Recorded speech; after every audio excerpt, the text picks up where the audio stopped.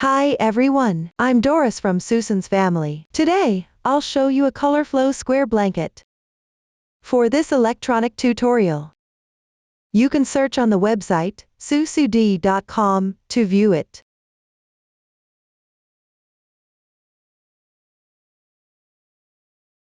This blanket is made up of multiple pieces.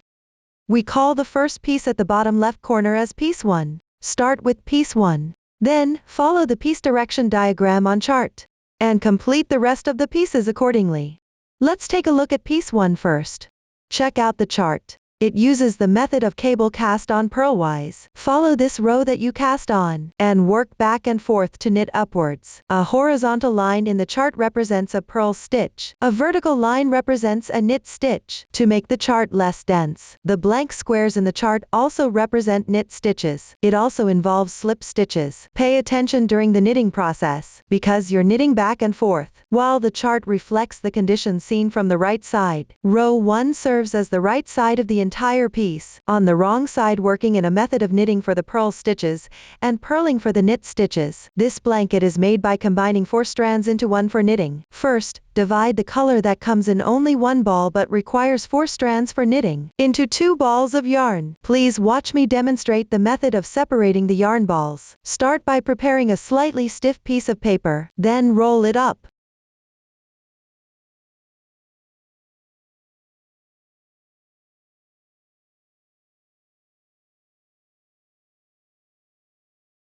Next, place the outer yarn tail on the paper roll.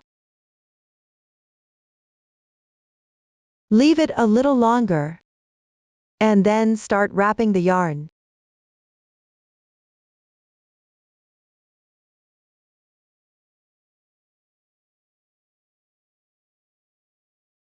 Note: don't include the reserved yarn tail in the wrapping.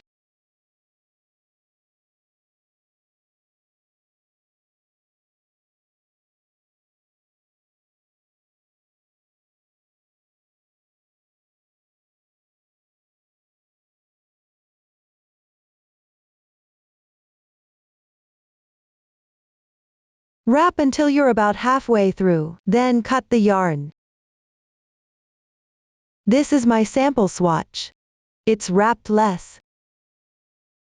Then remove the paper roll inside.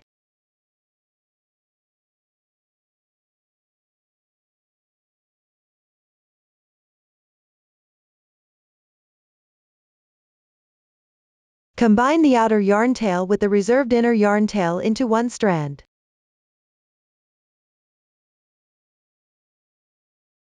The remaining ball of yarn also has 2 ends, the outer yarn tail and the inner yarn tail.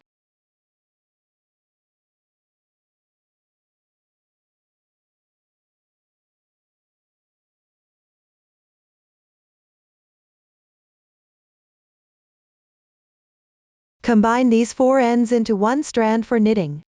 This is the method to combine 4 strands of yarn into 1. For the next step in color mixing while knitting, use the corresponding 2 colors. Combine the 4 yarn tails from the outer and inner sides into 1 strand for knitting. Merge them into 1 strand for working.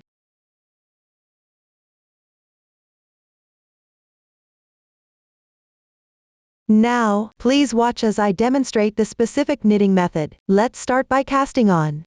For convenience in watching, I'll use these 2 cotton strands for demonstration. 1 strand represents 2 strands of the same color. For specific yarn, color schemes, and needle sizes, please refer to the detail page of our product and the paper instructions.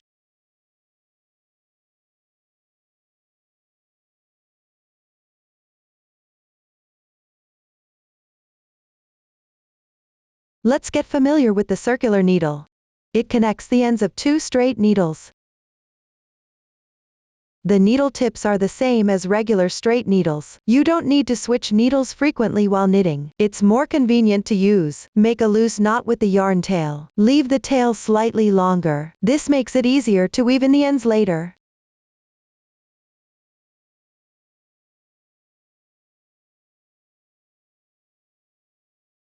Pick up one end of the circular needle with your left hand. Insert it into the loop. Adjust the size of the loop slightly. This is the first stitch. This stitch will be a purl stitch. Hold the other end of the circular needle with your right hand in a pen grip manner.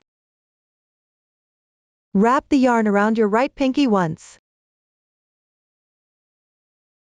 Gently pinch the yarn with your ring finger and middle finger. Place this yarn between your index finger and middle finger. This is the basic posture for straight needle knitting.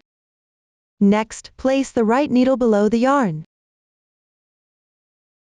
Insert it upwards into the loop on the left needle.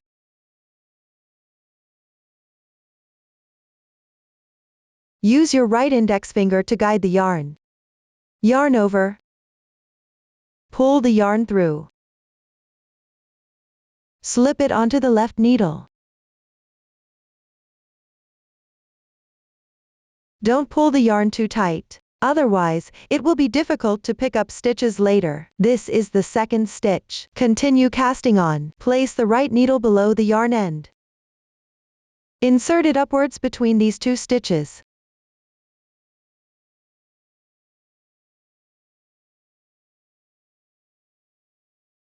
Yarn over. Draw through.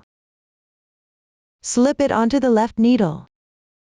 This is the third stitch. Pay attention. Don't pull the yarn too tight. It's okay to be slightly loose. Keep going to cast on. Insert through the two loops. Yarn over. Draw out. Place it on the left needle. This is the fourth stitch. Let's take a look. Every time you insert between the two loops, continue cable cast on purlwise.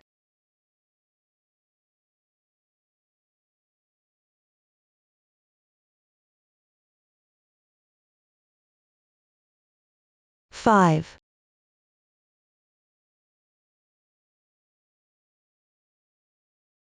6.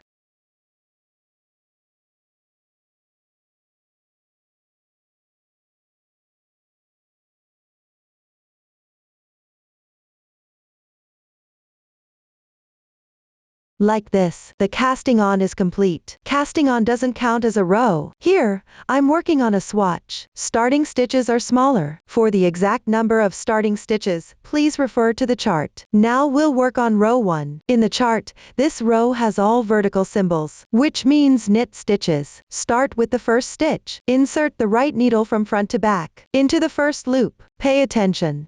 You're inserting into the loop, not between two loops. Yarn over, and draw through the loop, while releasing the loop on the left needle. That's one knit stitch completed. Continue to the second stitch. Insert into the loop.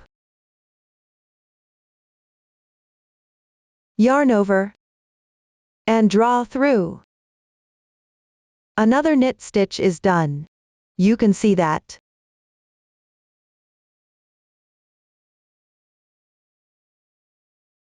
There's a braid shape forming below. That's the texture of the knit stitch. Let's continue using the knit stitch method to complete this row.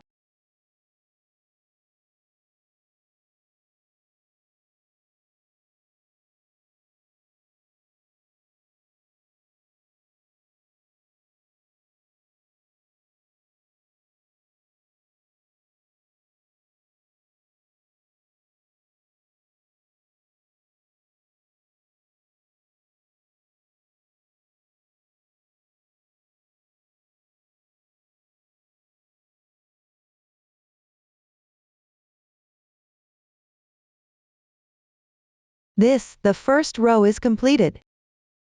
If the last loop is too loose, you can slightly tighten the starting tail. Then we'll move on to row 2. In the chart, this row starts from left to right, since the chart shows the texture of the right side of the fabric. In practice, you need to work in a method of knitting for the purl stitches and purling for the knit stitches. Turn the piece over and hold it with your left hand, keeping the yarn with your right hand. The first stitch is a stitch key that indicates a slip stitch knitwise. Here, it represents the tile unit pattern for purl stitches. There's a thread running above the loop. So you'll work a slip stitch purlwise. Slip this stitch purlwise without working it. Place the needle below the yarn. Then pick up the first stitch from bottom to top.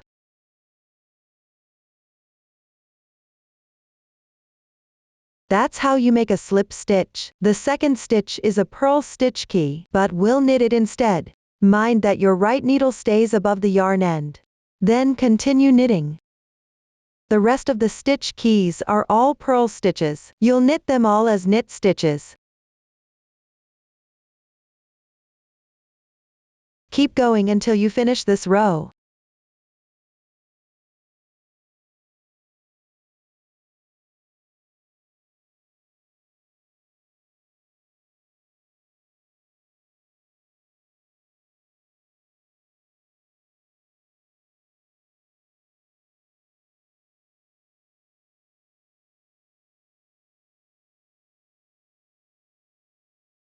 Like this. Row 2 is now complete. Move on to row 3. Turn your work over and switch the piece to your left hand. Hang the yarn tail with your right hand. For the first stitch, slip it purlwise. Place the needle below the yarn. Pick up the first stitch from bottom to top. Once done, start with the second stitch. Wrap the yarn around below the right needle first. Then begin to work the knit stitch. Continue until you finish this row.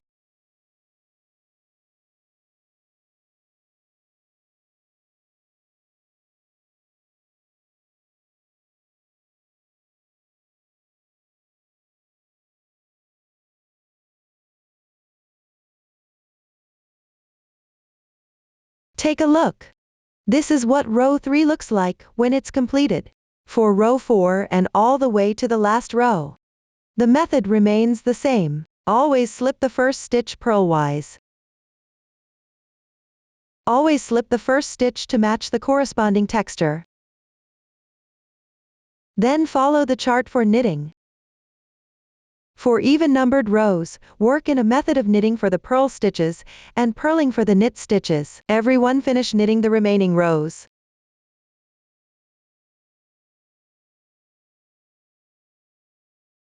Next, I'll use this swatch to teach you how to count the rows. After you finish a row on the wrong side, the starting tail will be on the left side, and the working yarn tail will be on the right side. Count the rows of tile units facing you.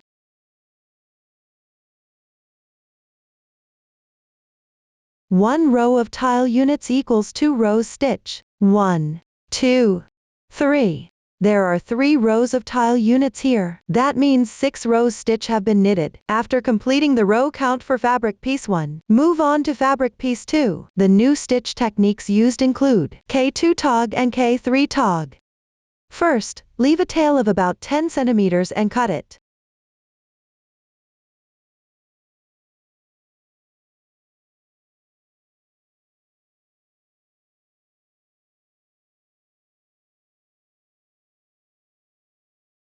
Then take a ball of the corresponding color yarn. Leave about 10 centimeters at the beginning as well. Hold it together with the tail on the needle. Work with the strands combined. Hang the yarn on your right hand. Place the needle below the yarn tail. Insert from back to front between the 2 loops. Then use the method of casting on purlwise. Complete the cast on.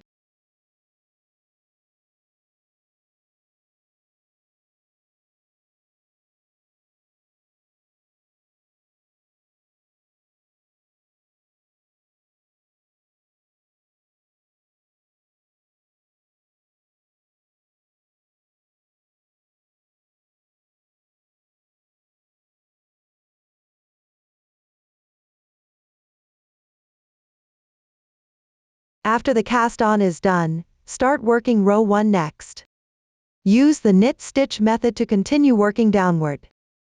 Keep knitting until there's only 1 stitch left in this row.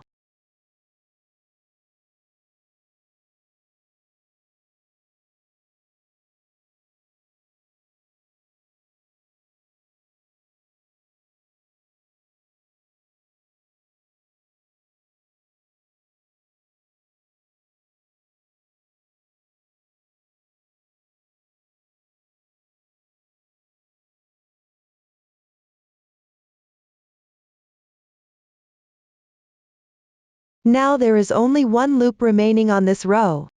We need to join this last loop with fabric piece 1. Complete it using the K2 tog method. Insert the right needle from left to right through both of these loops, which is the last loop of this row, and the adjacent loop of fabric piece 1. Then work a knit stitch.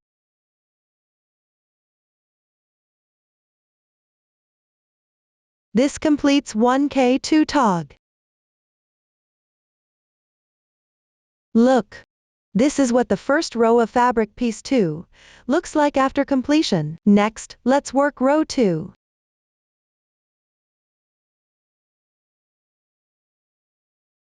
Follow the stitch pattern on the chart for this row. No joining to fabric piece 1 is needed here.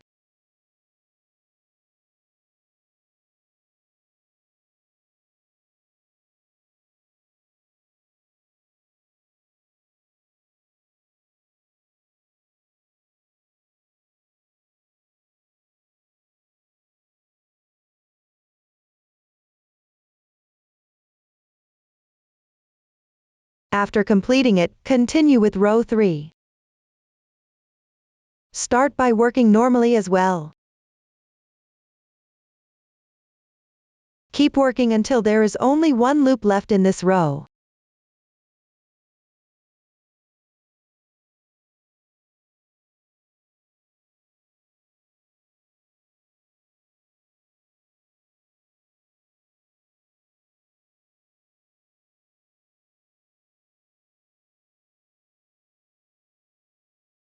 Now, there is 1 loop remaining.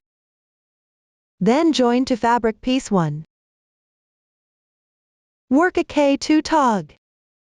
Pass the right needle through 1 loop of adjacent fabric piece 1. And the last loop of this row. Work a knit stitch.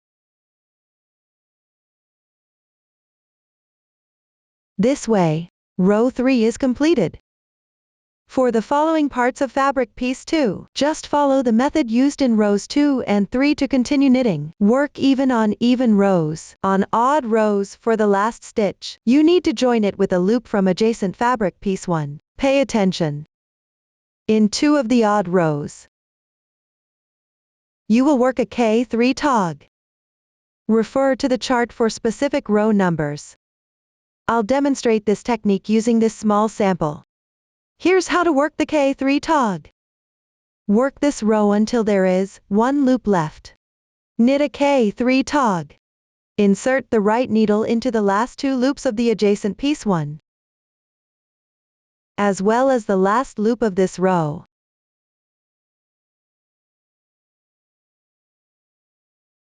And knit a stitch.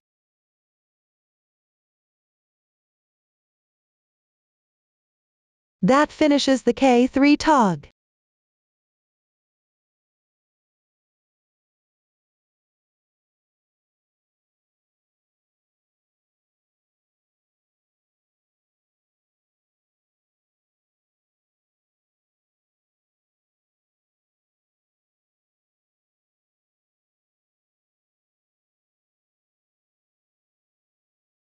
Let me demonstrate it again. When you reach the last loop of this row, insert the right needle through 3 adjacent loops.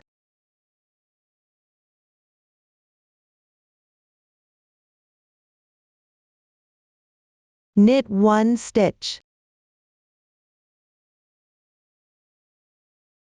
Another K3 tog is now complete.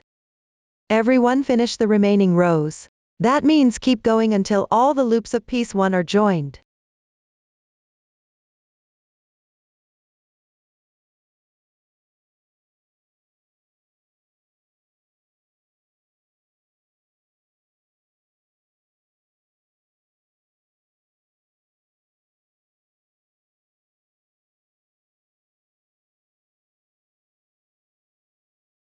This way, piece 2 is completed. Next, we will work on piece 3. We'll treat the yarn tail from casting on at the upper left corner, and the working yarn tail at the upper left corner of piece 2, as the right side of the fabric. On the right side, use a yarn tail to make a mark.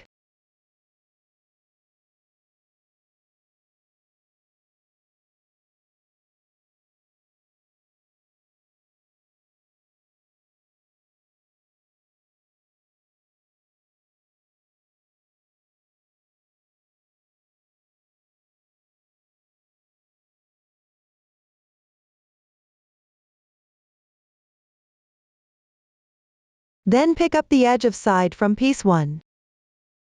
Start working on piece 3.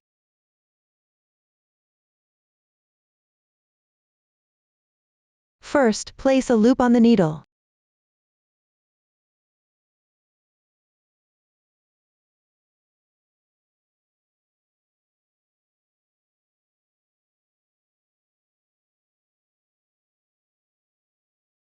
To distinguish between the loops of piece 2 and piece 3.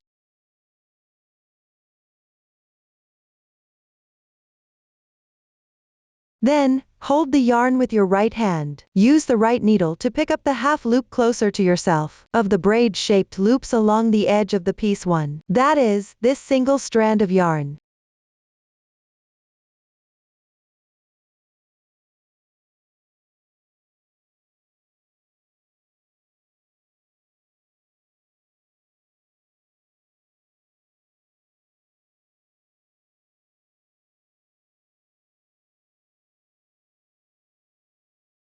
Yarn over. Pick up the strand.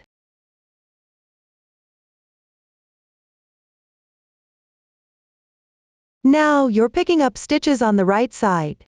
Always pick up the strand of the braid shape that is closest to you.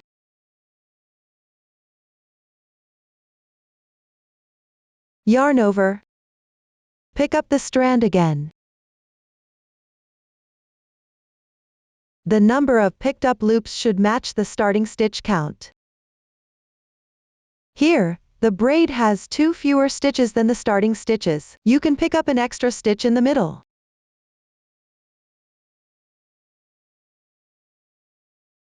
First, pick up the adjacent front loop. Then, pick up the back loop on the right. Yarn over. Pick up the strand. This adds an extra stitch. Then continue picking up the half stitch you just picked, and keep going. Keep picking up stitches until all remaining stitches are completed.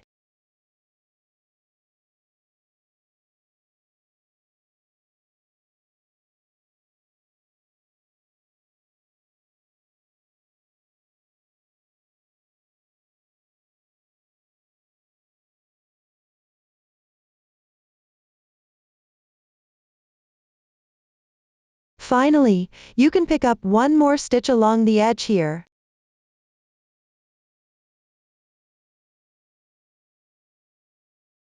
This makes the fabric corners more defined. After picking up all the stitches, double check if the stitch count matches the starting stitch count. If the stitch count doesn't match, pick up one additional stitch in the middle. There's no specific requirement for the position. Just make sure the stitch count is consistent. This row will be considered the first row of fabric piece 3. Next, work the second row.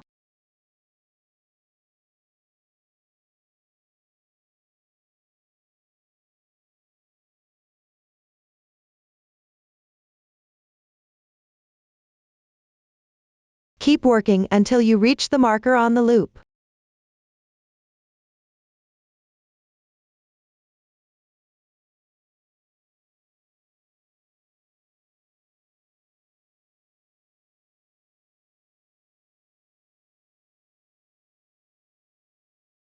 In this way, the second row is completed.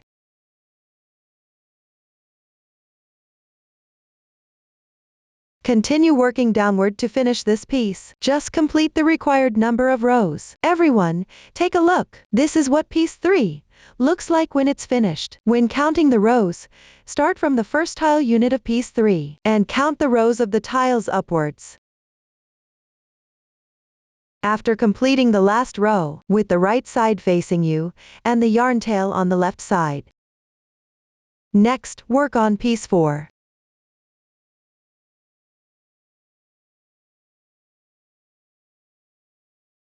It's done in the same way as piece 2. First, fasten off the corresponding color yarn.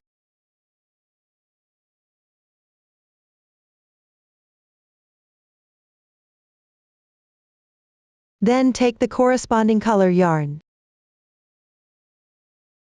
Work with it held together with the yarn on the needle.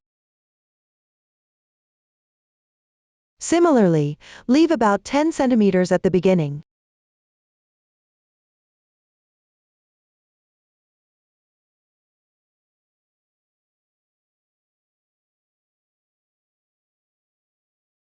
Then start cable cast on purlwise. For the places where you need to change colors later, just fasten off and switch colors using this method.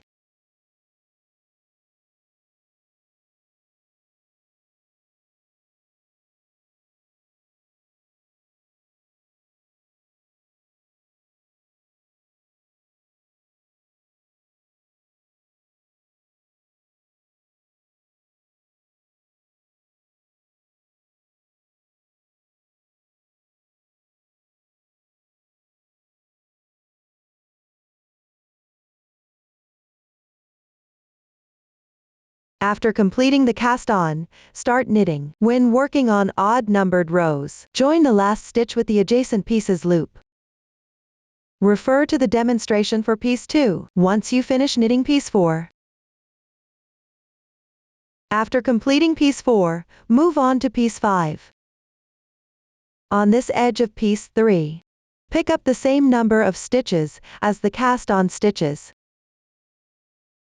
Here, you need to pick up stitches from the wrong side of the fabric. Keep in mind that when picking up stitches on the wrong side, you should pick up the half stitch of the stitch that is farther away from you. That means this strand of yarn right here.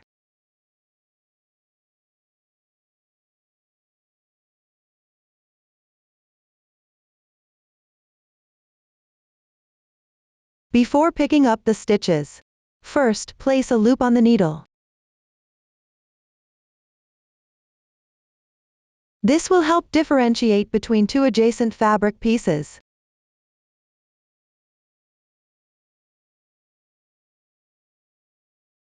When picking up stitches later, you can always place a loop to make the distinction clear. Also, remember to pick up one extra stitch in the middle.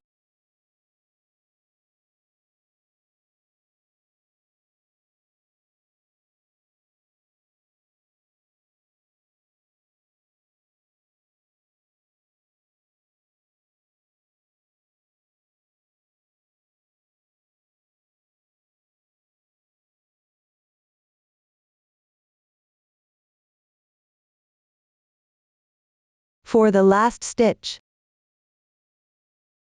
transfer the picked up loop onto the left needle.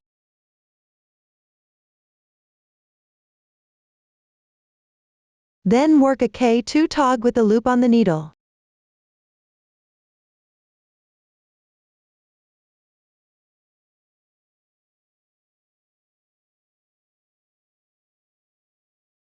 That completes the first row.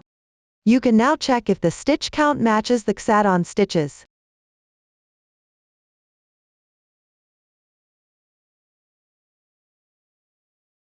Then continue knitting downward. The methods for the following rows are all the same. For even-numbered rows, knit them as usual. For odd-numbered rows, join the last stitch with the adjacent fabric piece. Just finish the remaining rows of piece 5. This way, piece 5 will be completed. The techniques for the remaining pieces are identical. When picking up stitches on the right side, pick up the half stitch closest to you. When picking up stitches on the wrong side, pick up the half stitch farther from you. Refer to the chart and the previous demonstration to complete the remaining pieces. Once some of the pieces on the right side and top of the blanket are finished, you'll need to bind off. Here, I'll demonstrate the method for binding off using a sample swatch. First, knit 2 stitches.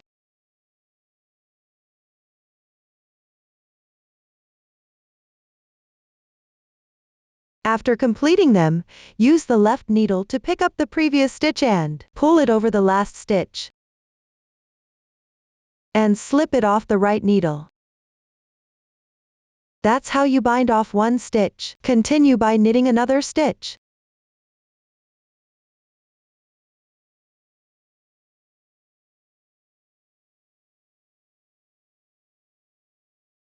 Then, use the left needle to pick up the previous stitch and pull it over the last stitch. That's how you bind off another stitch. From now on, just follow this method. As you knit stitches, gradually bind off all the loops on the left needle until they are all completed.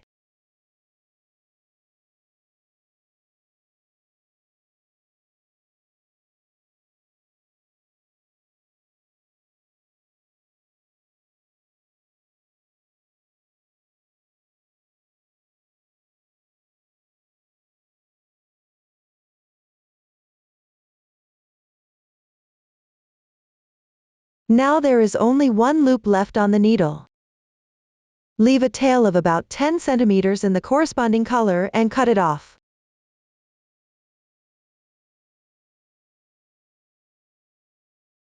Then, stretch this loop to enlarge it.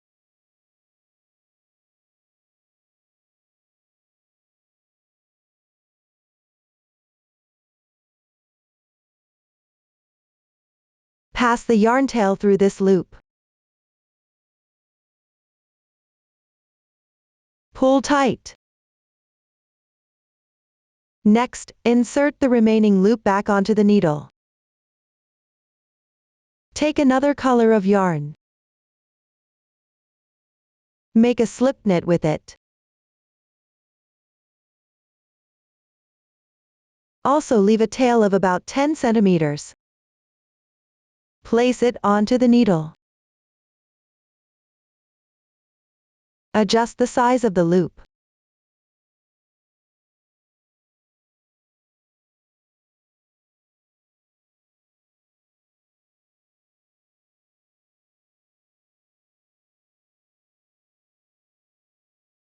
Combine these two tails into one strand for knitting. These two loops count as the first stitch. Then pick up the remaining stitches and continue knitting as usual. After completing the last piece and binding off, leave both yarn tails about 10 centimeters long and cut them. Stretch the loop to enlarge it.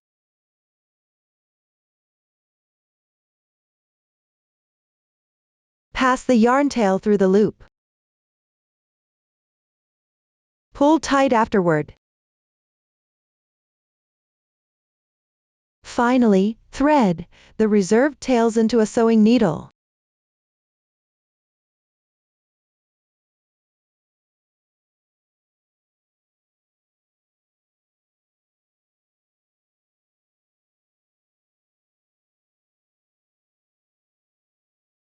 Then weave in the yarn tails following the texture to hide them.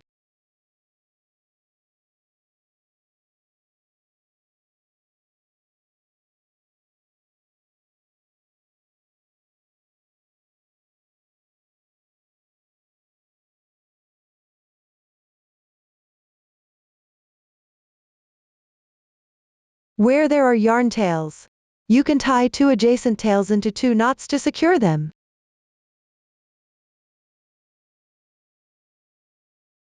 Then thread them into a sewing needle. Hide them inside the fabric.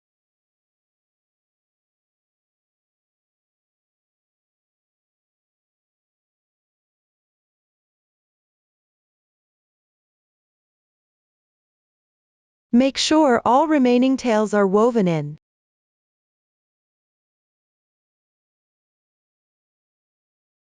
And cut off the marked tails.